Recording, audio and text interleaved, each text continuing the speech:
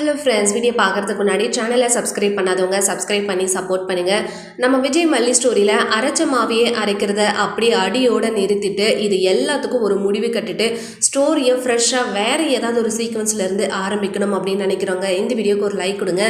ஏன்னா எதுக்காக இந்த கடத்தல் சீன் வந்தது, எதுக்காக நம்ம மல்லி ப்ரெக்னெண்ட்டாக இருக்காங்கன்ற நியூஸ் இந்த ஒரு சமயத்தில் சொல்லியிருந்தாங்க, அனௌன்ஸ் பண்ணியிருந்தாங்க. இன்னொரு பக்கம் விஜய்க்கு தெரியக்கூடாதுன்னு நினச்ச இந்த ப்ரெக்னென்ட் நியூஸ் ஏன் விஜய்க்கு தெரியணும் அப்படின்ற மாதிரி பல குழப்பம் பல பிரச்சனைகள் நம்ம விஜய் மல்லி ஸ்டோரியில் அடுக்கடுக்காக காத்துட்ருக்கு.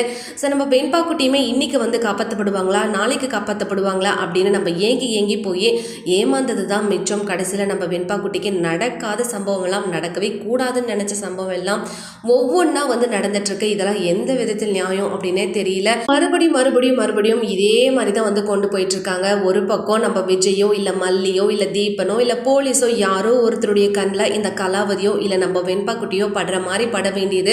அதுக்கப்புறம் இந்த கலாவதியும் அந்த ரவுடிங்களும் சேர்த்து ஈஸியாக அவங்கள ஏமாற்றிட்டு அந்த குழந்தைய வேறொரு இடத்துக்கு ஷிஃப்ட் பண்ணுறது, இப்படி இதையே தான் காமிச்சிட்டு இருக்காங்க.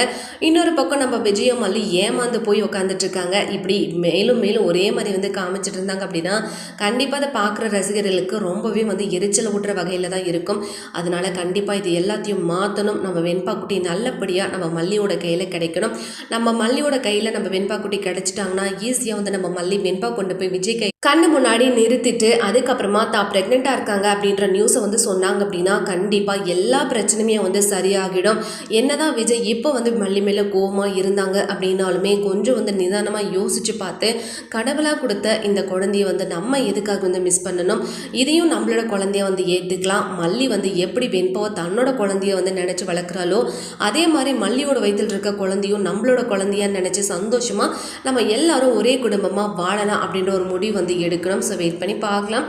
வீடியோ பிடிச்சிருந்தா லைக் கொடுங்க. தேங்க்யூ.